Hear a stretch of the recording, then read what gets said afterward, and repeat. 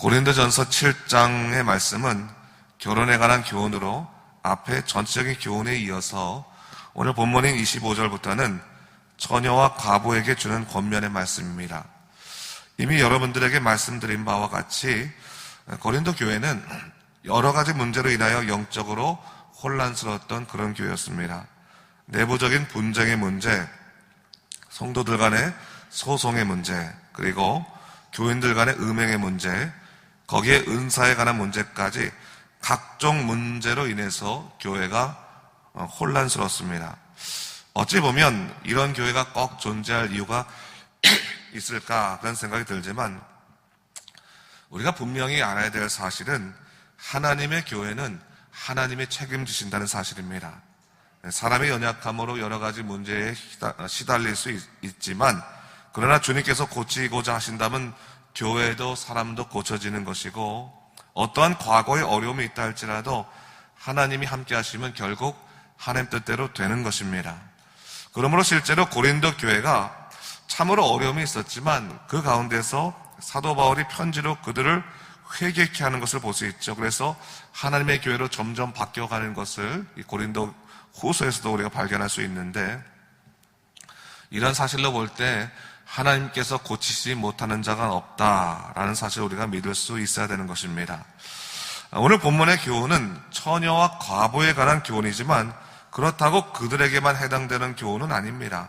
오늘 본문의 주제는 주님의 재림을 기다리는 성도들의 영적 자세에 관해서 이야기하고 있는 것입니다. 당시 초대교회는요, 어떤 사상이 있었는데 이 주님의 재림 사상이 있었습니다. 주님이 곧 오실 터인데 어떻게 주님의 오심을 예비할 것인가, 그것을 사람들이 생각했습니다. 사실 오늘 본문의 말씀도 그러한 주님의 재림을 염두에 두고 읽어야지만 그 내용을 우리가 좀 잘 이해할 수 있습니다. 오늘 본문 25절을 보게 되면 처녀에 대해서 사도 바울이 주께 받은 계명이 없다라고 말합니다. 그러면서 주의 자비하심을 받아서 충성스러운 자된 내가 의견을 말한다, 그렇게 이야기하고 있습니다. 이것은 사도 바울의 아주 겸손한 영적인 자세라고 볼 수 있는데 사도 바울은 그가 그렇게 권위 있는 그러한 지도자였음에도 불구하고 그가 하나님을 대신하거나 또 하나님의 이름을 빙자하여 말하려고 하지 않았습니다. 오히려 그는 자기의 교훈을 이야기하고자 할 때 하나님의 충성된 자로서 조심스럽게 자기의 의견을 제시하고 있는 것을 볼 수 있습니다. 그래서 하나님의 말씀과 또 자기의 또 교훈을 나누어 가면서 사람들로 하여금 영적으로 혼돈되지 않도록 도움을 주는 것을 볼 수가 있습니다. 자, 오늘 사도 바울은 26절에서 이 결혼에 관해서 말하면서 사람이 홀로 사는 것이 좋다, 그렇게 이야기합니다. 그러면서 뭐라고 말하냐면 임박한 혼란으로 말미암아라고 하는 전제를 얘기하고 있는 것을 볼 수 있습니다. 이것은 그 당시 당장의 혼란의 시기를 말하는 것이기도 하지만 사실은 궁극적으로 예수님께서 재림하시는 그런 재림을 의미하는 종말론적인 어떠한 사항을 의미하고 있는 것입니다. 주님께서 곧 재림하실 텐데, 곧 다시 오실 텐데 믿는 자들이 어떻게 준비하는 것이 좋을까? 이렇게 얘기하면서 사도 바울은 뭘 얘기하냐면 그냥 나처럼 홀로 지내면서 영적으로 바로 서는 것도 나쁘지 않다, 그것을 얘기하고 있는 것입니다. 사실 우리는 사도 바울의 교훈을 좀 잘 이해할 필요가 있습니다. 이것은 그가 결혼하지 말 것을 지금 권면하고 있는 것이 아닙니다. 오히려 그는 결혼을 포함해서 우리 모든 믿는 자들이 그 삶을 살아감에 있어서 언제나 주님의 재림을 염두에 두고 생활해야 될 것을 얘기하고 있는 것입니다. 그것이 뭡니까? 주님이 오실 텐데, 주님이 다시 이 땅에 오실 텐데 온전히 예배되어 있어야 할 것이 아닌가, 그것을 이야기하고 있는 겁니다.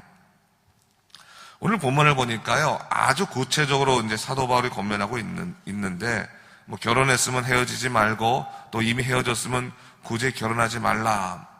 장가가는 것이나 처녀가 시집가는 것이 죄 짓는 것은 아니지만 이들에게 육신의 고난이 있다, 그렇게 28절에 이야기하고 있습니다. 이 말은 결국 뭘까? 육신의 고난이란 말이 뭐냐면 그겁니다. 사람이 결국 고통의 삶을 살아가는 것이 사람 때문이 아니냐. 그러므로 그냥 홀로 경건히 사는 것도 좋다라고 이야기하고 있는 거거든요.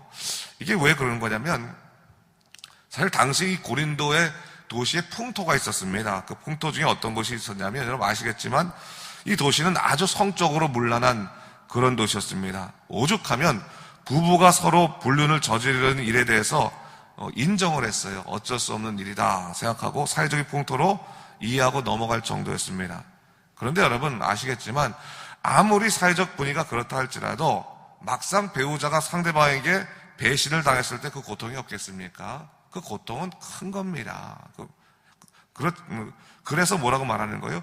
육신의 고난이 있다라고 하는 것을 말하는 거예요. 너희가 결혼해도 된다. 결혼하는 것도 뭐 나쁘지 않겠지만 결혼하는 자들에게는 그 육신의 고난이 있을 수 있다는 것을 알아야 된다라고 말하면서 사도 바울은 임박한 이 종말 그 재림을 생각하면서 육신의 고난에 일부러 처하지 말고 차라리 혼자 살 것을 권면하고 있었던 것입니다.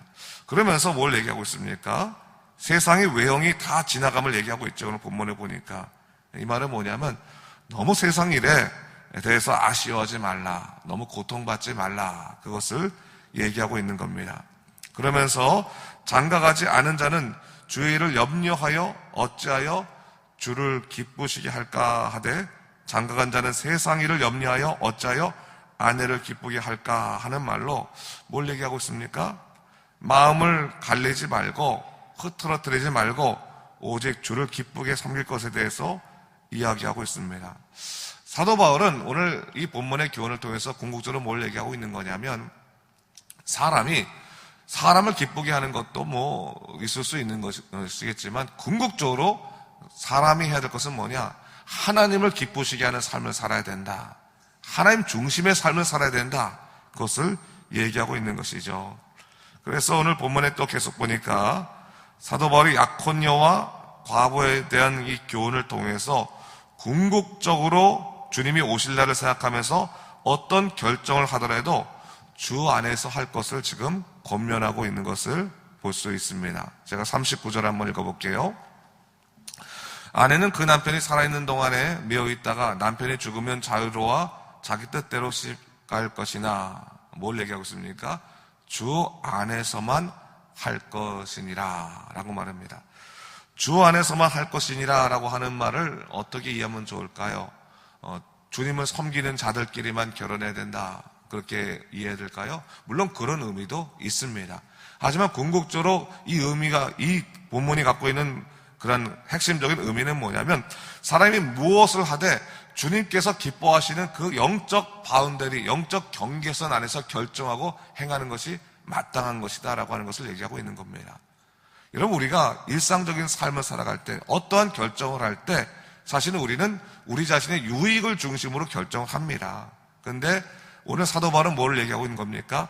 하나님께 영광되는 일인가? 하나님께서 기뻐하시는 일인가? 하나님이 허용하신 일인가? 하나님의 그 허용하시는 그 경계선 안에서 결정하는 것이 마땅하다고 하는 것을 얘기하고 있는 겁니다. 그것이 결혼이건 그것이 그 밖에 어떠한 문제건 할 것 없이 하나님께서 기뻐하시는 그 경계선, 하나님께서 허락하시는 그 경계선 안에서 할 것을 지금 이야기하고 있는 겁니다. 그러기 위해서는 우리가 어떻게 해야 될까요? 결국 기도하지 않을 수 없는 겁니다. 어떤 일을 하기 전에 주님께 기도하면서 주님 이렇게 결정하는 것이 맞는 겁니까? 이것이 하나님께서 원하시는 것입니까? 하나님께서 허락하시는 것입니까? 그렇게 생각하고 기도하고 작은 일부터 큰 일까지 하나씩 다 결정하기 시작할 때 우리는 하나님 안에서 문제를 풀어가는 믿음의 사람이 될 수 있는 것입니다. 여러분 우리가 이 세상 살아갈 때 계속해서 이 세상에 집착하게 되는 이유가 뭐겠습니까? 이게 어떻게 보면 자동차로 따지면 엑셀레이터를 밟는 인생에 우리가 너무 익숙해 있어서 브레이크를 밟을 수가 없는 거예요. 근데 운전을 참 잘하려면 엑셀레이터보다는 브레이크를 잘 잡아야 되는 것이거든요. 그래야 안전 운전을 할 수 있는 거거든요. 남들보다 앞서가려고 엑셀레이터만 밟지 말고 때로는 하나님께서 무엇을 원하시나 생각하고 잠시 멈추어서서 자기를 돌아볼 수 있는 그런 안전 운전을 할 수 있는 것이 우리 인생이라면 우리가 때때로는 잠시 내려놓고 세상 일에 내려놓고 욕심 부리지 않고 우리 하나님께서 무엇을 원하시는지 다시 한번 돌아보고 그 뜻을 생각해 볼 수 있으면 우린 영적으로 좀 더 나은 삶을 살아갈 수 있을 거라는 사실입니다. 그런 것 같아요. 사람이 욕망의 마음을 뺏겨도 끝없이 달려가게 되는 것이고 감정의 마음에 빼앗겨도 끝없이 달려가게 되지 않습니까? 그러니까 때로는 자기가 어떠한 것을 집착하고 있거나 때로는 너무나 지나치게 마음을 빼앗기고 있으면 잠시 멈추어 서서 이것이 정말로 하나님께서 원하시는 일인가를 돌아보고 믿음 안에서 다 하나님께 영광이라고 하는 기본 전제 속에서 모든 일을 하는 것이 당연할 것입니다. 그래서 믿는 자들은요, 좀 단순할 필요가 있는 겁니다. 하나님이 기뻐하는 것이라면 무엇인지 하는 것이고, 기뻐하지 아니하신 거라면 좀 안타깝더라도 내려놓을 수 있는 것이 중요한 것인데, 그것을 가능케 하는 것이 잠시 서서 주님을 생각하면서 기도하는 것, 그것이 우리의 삶을 좀 더 경건하고 하나님 뜻 가운데 우리를 또한 훈련시킬 수 있는 믿음의 일이라고 하는 것을 잊지 말아야겠습니다. 자, 오늘 다시 한번 오늘 본문을 생각하면서 단순하게 결혼에 대한 교훈을만을 생각하지 말고 그것을 넘어서서 매 순간 하나님께서 기뻐하시는 믿음의 삶, 경건의 삶, 또한 겸손의 삶을 살아가는 우리 자신 모두가 되시기를 주님의 이름으로 축원합니다. 기도하겠습니다. 주 하나님 아버지, 참으로 감사합니다. 우리 삶을 살아가면서 때때로 여러 가지 삶의 정황들 속에서 우리 뜻대로 내 생각대로 결정할 때가 참으로 많이 있었습니다. 주 하나님, 그러나 우리가 무엇을 결정하더라도 주 안에서 할 수 있도록 인도하여 주시옵소서. 정말 주님께서 기뻐하시는, 주님이 허락하시는 그 믿음의 바운더리 안에서 결정할 수 있도록 인도하여 주시고, 오직 무엇을 하더라도 하나님께 영광이 되는 인생의 후회 없는 인생을 살아가도록 주여 우리를 붙잡아 주시옵소서. 오늘도 우리에게 새날을 주신 것 감사합니다. 말씀 붙들고 살아가는 믿음의 삶 되게 하시고, 오늘 하루도 주 안에서 참 기쁨을 얻는 능력의 삶 살아가도록 인도하여 주시옵소서. 감사드리며 이 모든 말씀 우리 주 예수 그리스도 이름으로 간절히 기도드립니다. 아멘.